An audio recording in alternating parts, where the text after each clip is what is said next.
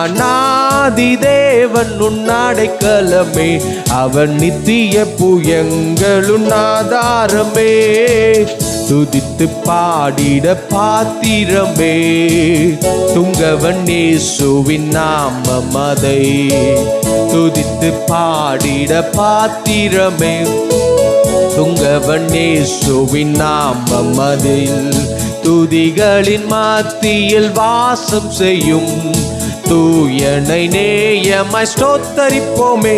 அற்புதமே அவர் நடத்துதலே, ஆனந்தமே பரமானந்தமே. நன்றியால் உள்ளமே மிக பொங்கிடுதே நாம் அல்லேலூயா துதி சாற்றிடுவோம்.